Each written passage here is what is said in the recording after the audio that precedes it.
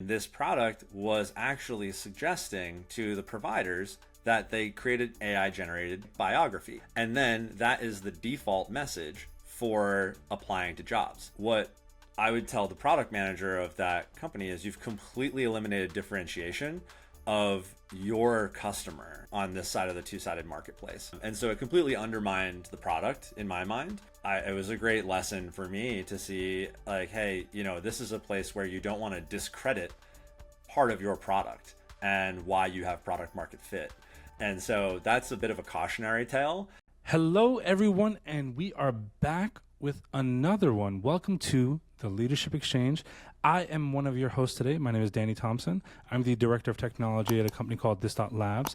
Today, I am joined with a special guest, Mike Davey. He's the VP of Product at Raptor Maps. Mike, thanks for joining us today. How are you doing? I'm doing great, Danny. Thanks for having me on. Yeah, I'm excited for this one. We were just kind of geeking out before we hit the record button, which often I should probably hit the record button a little bit earlier because so much value comes out in those conversations. But nevertheless, we are here today to bring some value. And I like the angle that we're going to come in with. So I guess before I even start with some of the questions that I've prepared, Mike, why don't you tell everyone a little bit about yourself so that way anybody listening at home can kind of know who you are, what you're about, and what you feel like talking about today. Yeah, absolutely. So I have been in product management and design for the better part of the last decade and a half. I went to college in upstate New York, started my professional career in New York City before moving to North Carolina in the Research Triangle in 2017. And I've been across a number of industries. I've been in fintech, I've been in govtech, I've been in adtech, and now I work with Raptor Maps, where we serve the renewable energy industry with software tools that help drive automation and data quality and all of the important things to an organization's success in 2025.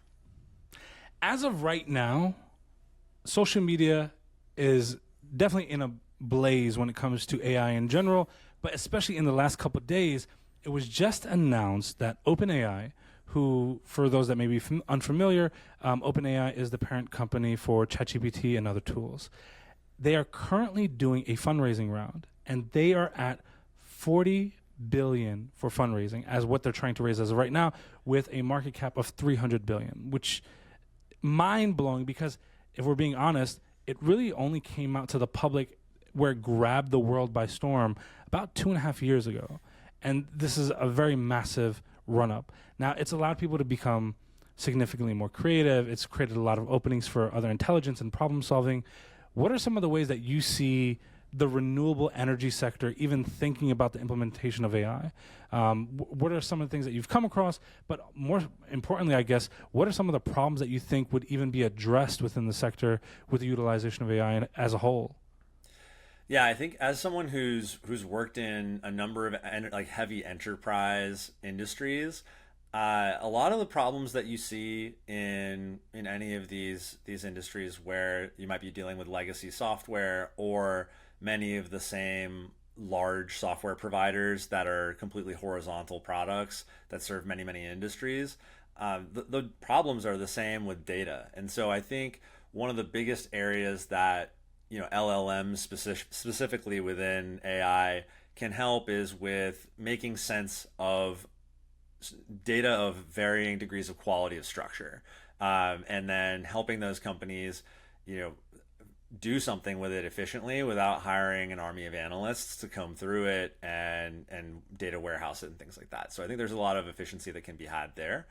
And then I think that's an indicator also, speaking of that valuation, of where I see AI as an industry. It's almost like there are a few tiers of players, right? Like there's the open AIs of the world that are creating almost like the infrastructure for the future of AI.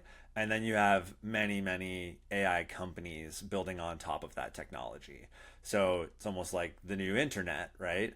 They're like almost a utility provider. And then, you have many ways to deliver whatever that utility is. So super exciting to see. I don't think it's all hype. I think they truly are supporting a massive amount of change in the industry.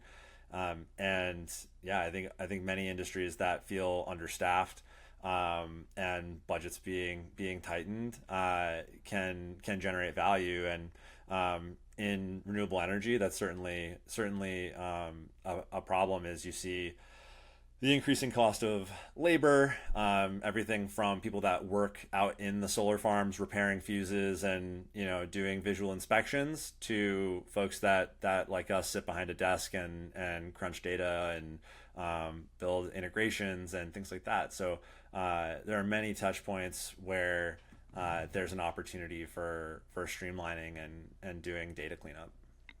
You mentioned like a couple things that had me thinking for a second. You mentioned efficiency. You mentioned like the ability to kind of do things at a higher level, even especially like problem solving across other orgs. And it had me thinking like, I think it's amazing that we can speed up certain processes, and also we can maybe not necessarily care about certain areas because we can maybe perhaps automate it or to a certain degree. But isn't there a concern to a certain level where it's like in a race for speed, like AI-driven processes and some of this automation might compromise quality with this quote-unquote innovation, right? And could an overemphasis on efficiency potentially lead to a decline and degradation in the quality of our creative processes and problem-solving abilities for some of the teams? But I think even taking it like one extra step further, when we're looking at this like as a whole, right? And we're looking at like overall efficiency metrics, isn't there a point where an overemphasis on efficiency in some areas may lead to a complete oversight in others, or we become so over-reliant on that over-efficiency that maybe we start negating or neglecting some of the checks and measures? Like, what are you thinking about that in regard to the process? And do you have certain tips or steps in that regard where you're like, hey, just because it's doing X, Y, Z, we shouldn't drop, quality metrics on A, B, C instead? Yeah, certainly. So I think that first I'll say I think there's definitely a risk. The models aren't perfect. They do hallucinate data. I think that if you've been following along with the vibe coding movement, there's only so much that these AI programmers can do. They can't. They're limited, but they're getting better, right? But from just like what do you do about it perspective, regardless of where the technology is, I think about it the same way I would think about hiring a contractor or like outsourcing, or even like any type of hiring. I'm hiring the AI to do a job, and like how much feedback do I think I need to give the AI, right? Like how much do I trust it? How much has it proven to me that it deserves my trust? And then how much do I need to check in with it and double check its work and review it? So if you could go to one outsourced agency for software engineering that and get very poor results if you completely hand over a requirements document or something like that, or give them a brief, and then get a completely different result from another one because of the amount of strategy that agency is providing, right? So even if you're not being that human in the loop, maybe the agency is, whereas another one might just be saying, you give me a set of requirements, I'm going to code to the letter of what you gave me. And so when you look at AI, you have to say, how much of this am I supervising, right? I need to be the human in the loop doing quality control, and then determine based on what you're giving it, how much supervision you do need to give, right? So and I think that's true from everything from like market research and fact checking numbers against like source material to coding, right? And making sure that if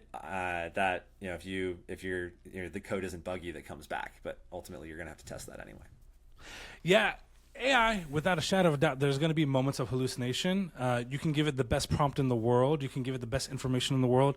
Something will theoretically go wrong at some point. That human feedback loop, I think, is very, very important. And in regards to hallucinations in general, just if someone listening is interested in perhaps adding AI, one tip that I can give you real fast is RAG architecture. And that's something that anybody in a company, if they're thinking about bringing it in, should absolutely explore and implement, because it really helps prevent or negate majority of the hallucinations that you'll have internally. Because when your responses are good, it logs those. And when there's moments of hallucination, it goes back to re-reference some of that RAG to be like, oh, this is actually off. Let me reprompt myself automatically. This is where we're starting to get in this whole flow of agentic flow versus prompting. Prompting, you give it one task, it gives you a response. But when you go via the agentic cycle, it will keep going nonstop until it feels it satisfies the request. So maybe it's 2 prompts, 3 prompts, 10 prompts in.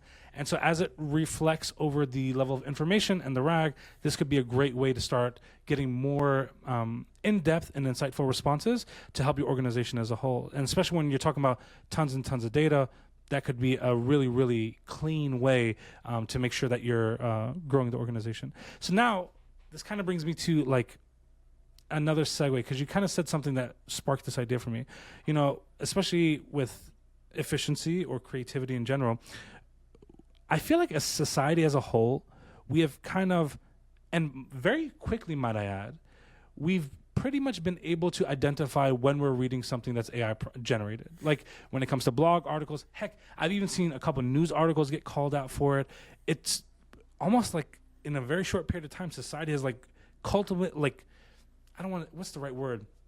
It's not cultivately. It's society as a whole has come to the complete understanding together that we've been able to differentiate human writing versus AI writing. So when it comes to like, in your situation being like a VP of product, right? It's not just the engineering that you're thinking about the overall product experience and the design of it, right? But isn't there a debate where it's like, or a debate that could potentially be had, where AI has certain ways of doing things to where it could like stifle human creativity or design and make it kind of seem like it's all the same? Where do you see it going from like a collaborative tool or like a thing to bounce ideas off of versus, hey, too much of X will actually maybe hinder our progress with this product? Like, is this something that you're even thinking about? And if it is, what are some ways that you're trying to mitigate some of that? Yeah. So I have a great actual story about this, and a firsthand experience I had with a product I have nothing to do with. And I won't name the product, but I was searching for childcare, and I found that I put a job up and had gotten applications, and I kept reading some of the blurbs of that the applicants would put in. I was like, okay, it's the same. It's 3 paragraphs, similar intro word. What is going on here? And I viewed the profile, and this product was actually suggesting to the providers that they created AI generated profile, AI generated like biography, and then that is the default message for applying to jobs. And what I would tell the product manager of that company is you've completely eliminated differentiation of your customer, the care provider, on this side of the two-sided marketplace. And so it completely undermined the product in my mind. And it was a great lesson for me to see like, hey, you know, this is a place where you don't want to discredit part of your product and why you have product market fit. And so that's a bit of a cautionary tale. But that's sort of my lens of looking at things. Like, how do you use AI such that you are augmenting the innate talent of your people or the innate value of your product? You should be emphasizing what you do already very well, making it so that you're able to 10x the ability to deliver that, not substitute it completely. And I think about that, you know, as I apply AI to my product thinking, as well as how I apply it to coaching my team. And I oversee both product and design at Raptor Maps. So with product managers, that means doing market research, doing, you know, product requirements documents and various documentation, you know, tasks, and then even things like recording video explainers. You know, you don't want to allow the AI to edit your stuff, because, you know, you want to make sure that something that you meant to say gets in there. On the design side, it's really interesting because you've got tools like Lovable and Bolt and V0 and Replit that are pretty okay at generating designs that are that use what I would call like commodified like UX patterns, like very well-known UX patterns. So if you ask those tools to create a checkout page for an e-commerce site, or something that's very well known, that's going to be very well received and it's going to be very good at executing those tasks. But if you're in an industry with very particular needs like mine, you have to be more specific with your prompting. And also, you can't give it complex requirements. It's just going to implode. So it goes back to giving small pieces and, having a tight feedback loop of continuing to prompt and reprompt. And that then can be applied to how you bring the product to your users, right? So in empowered product teams, we always talk about doing continuous discovery. And that means doing interviews with customers, looking at customer feedback in your support tickets or sales calls, but also proactive testing, usability testing of prototypes or mock-ups. And what's awesome is these tools allow you to really rapidly get a higher fidelity level of feedback on a prototype, or even a small MVP if you want to ship it. And that helps your team be more efficient, test more ideas more quickly. But in that scenario, the strategy behind it, the person at the wheel, the designer or the product manager or both, are still driving the experiment, right? It's not experimenting on its own. So that's where the creativity is. I love a lot of that. You said something in the beginning, and I'll be honest for audio listeners, if you saw me on camera, I apologize. I was holding back a chuckle because you made me think about something I haven't thought about in a little while, and it was in regards to the AI applications of like filling out job applications. And there's someone that I know who's a good friend, and they sent me the application of someone. It was honestly trying to, it was for a company that I worked for previously, where they're trying to join the organization, but they asked one question on the application that I guess threw off the AI. So to give you an idea, I like to think I'm very forgiving on certain things. Like I can read through the lines, and this hiring manager was very similar. They're like, I can tell this is AI, but a lot of these answers, maybe they don't speak English as a first language or something. Maybe they're just cross-referencing it to be like, hey, is this proper to say? Maybe it's fixing some grammar or something, throwing it in there. No problem. But then this question came up. He said, what is something that you like to do outside of work? Like, what is a pastime that you like? Like, just a general question to get a vibe of this person.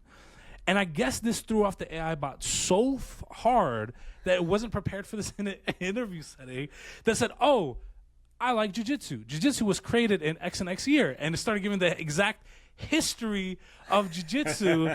And it's like, if you had any doubt before, here's the clarification now that this is 1,000% a bot that filled this whole thing out. But it's like simple things like that, which you wouldn't think twice about, can throw off an entire... Because it's only trained on so much information. So if you don't... I guess, prepare it for general human questions, you're down a completely different path at that point. Yeah. On that front, I lead the recruitment for most of our roles on the product and design side. And one thing I love to do is, and this works for AI and non-AI applicants, is just add a little bit of friction, not so much that you're insulting the applicant, but just a little bit of friction on the job application page where you ask them a couple of questions and that are personal to their experience, right? And it just makes it harder to first of all, just overload the top of the funnel of applicants with I'm just mass applying to things, because there has to be an answer. So for example, a big flag for me is if I say, tell me about a time that you used AI to help advance your design process, which actually is one of my questions. And if you go on our job board, you'll be able to see that. People put NA. It's like, well, no, I asked that question because I want to know your answer as part of the application, right? Or tell me about the most complex project that you worked on and, how you overcame the complexity. NA. Okay, actually, it is applicable to the job. You're applying to the job. So I don't know if that's someone just trying to get their application in and let their resume do the talking, or if it's an AI just putting NA for fields it doesn't know the answer to. But either way, they're getting filtered out. So that is a hilarious story, though. I would love to see, just for the comedy, some more, Wikipedia pages of martial arts. Hey, I will tell you, we do a lot of work with Wikipedia, and they have some really interesting things.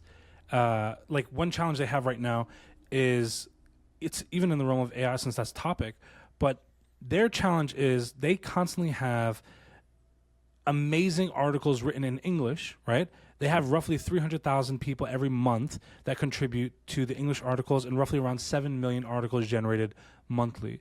The problem that they have is they serve almost over 3,000 languages via the Wikipedia platform. All those languages do not have an equal number of contributors. And a big portion of their contributors are translating work from English into other languages so that way people can learn from it, be exposed to it, etc. And this is why, I'm so grateful that this Labs, we've been able to support the creation of wiki functions, because even if you were to love and want to use AI, you can't actually use AI right now, because AI is only confident in roughly 7 languages as of the time of recording this.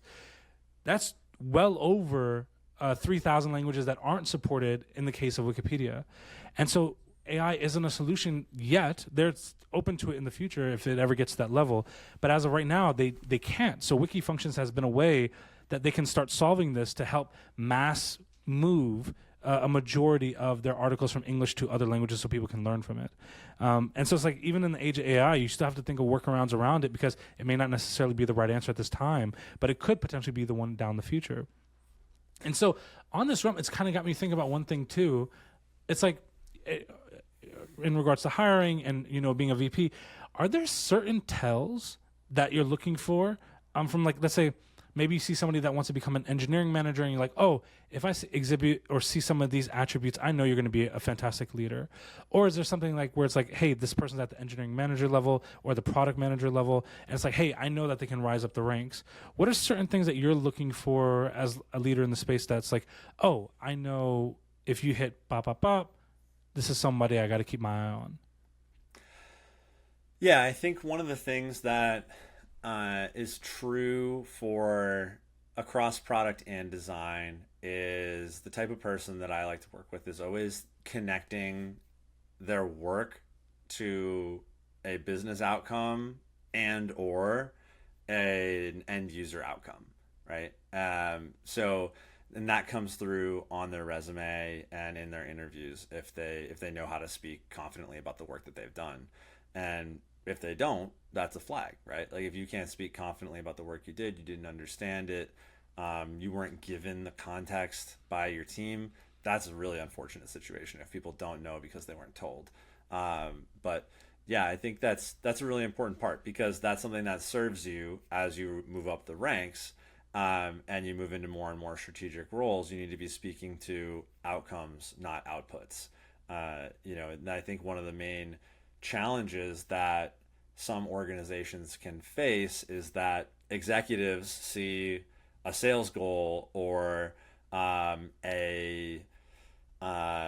some strategic milestone, and they don't do a good job of teaching to all of the people that report into their organization or the company as a whole about how what each one of the players on the team is doing contributes to the win, right? Because it might feel like, you have all these moving parts. Well, how does every activity help achieve what we're trying to get to?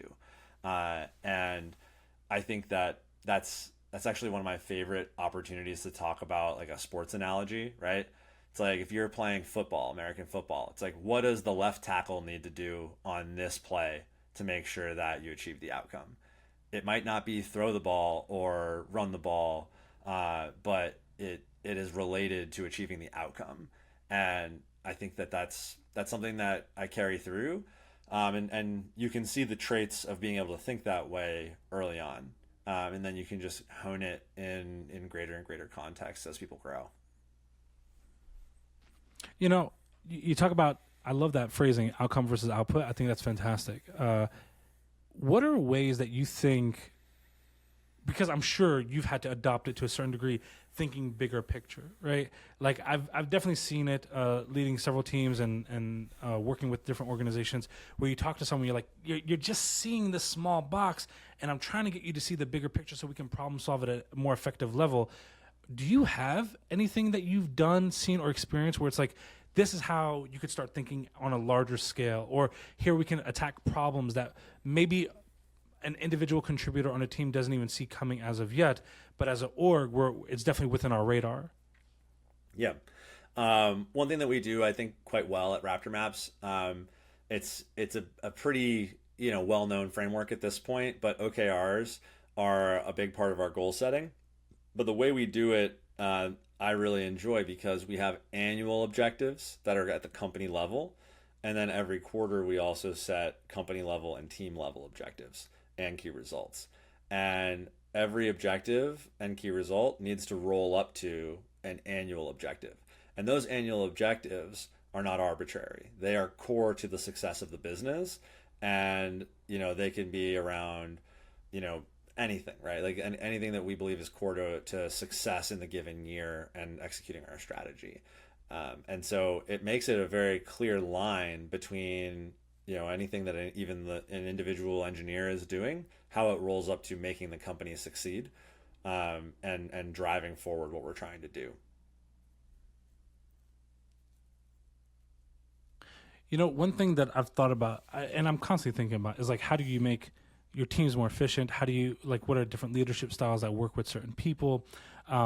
There's like this whole brand of like leadership thinking, where with some people you must be very stern, with others you must have like a very empathetic approach because that helps them better.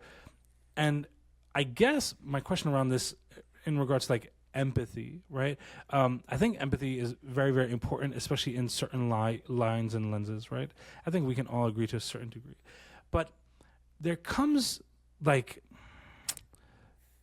a level where you're like, hey, too much empathy starts clouding accountability, where it's like, I understand what it is that you want to do. I understand that you're having trouble with this, but I need to get you there. And I'm trying different tactics, but there has to be a point where, hey, you're not hitting what we're talking about no matter what we're trying here. So it's like, where does that point come where it's like, hey, I need you to, regardless of what you're feeling, maybe push a little harder, or hey, we're noticing that even though you're pushing hard, you're not getting there, maybe we need to take a break.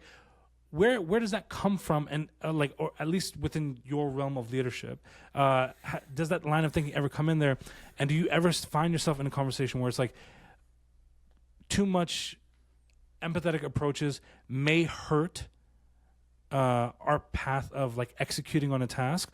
Or have you seen the more empathetic the approach, the higher quality output that we've seen in the long run? Yeah, I think that the empathy is not the problem, right? I think that having the empathy is important in making your people feel heard and seen. The thing that the leader needs to do is be clear about the expectation and then create a path for the employee to follow to achieve the goal. So if I just say, hey, roll this boulder up this hill, and it's 10 times your weight, you're just not going to be able to do it. Certainly not without my help. So I think that, I definitely want to meet my team where they are and understand where their strengths are, where they have areas to grow, and always be giving them stretch work that helps them build the muscle where they need it, but then also create opportunities for them to shine and use their strengths. And one of the things that one of my designers actually brought to the company was, when she started, she rolled out a user manual for herself and published it to the team. It was like, this is how to work with me. And, explained about how she likes to take feedback and, what motivates her and stuff like that. And anybody at the company can see it. Wow. And even included things like, yeah, I struggle with typos in emails or things like that, and it's like, that's not a performance problem, right? Like, that's just, hey, you know what, like, great application for AI tools, and even Grammarly was around before ChatGPT. So yeah, I think it's just a really great thing that I've seen someone on my team totally bring to the table, and just helps create understanding between people. And so yeah, like I said, I don't think the empathy is the problem. It's like it's on the leader to figure out what to do with the information, and then it's your job to set your team up for success and give them achievable goals. And then if you find that despite you doing a good job of that, there's underperformance, then it's a different conversation. Some people would say they are stealing that. I'm not some people. I'm an engineer. So I'm open sourcing and cloning that because that is such a great idea that I've never really thought about, creating a user manual for working with me on a team. And I think that's perfect. And I agree with you. I don't think the empathy is actually a factor. I think it is a lack of a structured plan. And sometimes structure brings out the best in people.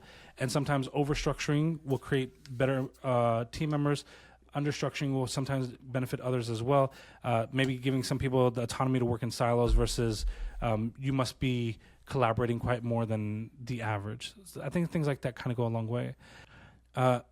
So with this whole aspect of the user manual or other skills, I felt like if you look maybe 15 years back, one of the criteria for an employee was just the best people we can get, period, we want to get them. And I think over time, a lot of organizations, at least from what I've experienced, they realize, hey, the best engineers, the best designers, they're not always necessarily the right answers because we're not riding on the backs of one great contributor. We're riding on the backs of teams. So we're looking for more soft skill items like, can they collaborate? Can they communicate? If we give them a task, can they translate it from a business requirement to a technical one and execute on that? Especially with this surge in AI, how are you feeling in the landscape of soft skill versus problem solving skill versus technical? What does that balancing act look like for you now? Are there certain criteria, things that you're looking for, especially from a company level, where it's hey, I may like this individual, but this other candidate may slightly be more qualified? Are there certain considerations that you're making there now? Yeah, I think that the way to think about it for me always comes back to what is my objective for this role? What do I need this person to be able to achieve? And then I'm evaluating their ability to achieve that based on all of those factors. How technical are they? How good is their product sense? How analytical are they? How well do they relate to others? How well do they do in customer conversations? Things like that. How well do they explain themselves, their ideas? What kind of communicator are they? It's still a very well-rounded process because, as I've mentioned earlier in kind of my philosophy around AI, it's really about amplifying what the person already brings to the table. But with that, what's their willingness to try new things? That's almost one of the biggest traits that that you have to look for is how set in their ways is this person, and how willing are they to adapt to change. Now, being VP of product at a startup, that's something that you're looking for anyway. You have to be working with people who are comfortable in a fast-paced environment, comfortable with pivoting, comfortable with learning new things and changing requirements as they come. Because just like I say, you want to meet your employees where they are. You also need to meet your users where they are. You're not going to be able to jam a product down their throat that they don't want. So if you get feedback, you need to be able to adjust to that feedback and come back to them with a product that's actually going to add value. Mike Davey, thank you so much for doing this. I really, really enjoyed this episode. For everybody listening online and at home, thank you so much for hanging out with us. This was the Leadership Exchange, brought to you by This Dot. This Dot is dedicated to guiding companies through their modernization and digital transformation journeys. This Dot Labs is a tech consultancy that specializes in amplifying your technical abilities, whether it's expanding your dev team with seasoned professionals or streamlining your project's journey from ideation to deployment. We work with clients like Google, Microsoft, PayPal, mid-sized organizations and energy organizations alike. Check us out at thisdot.co to find out more. That is THISDOT.co. And you can find Mike Davey with links at the show notes. Bye, everybody.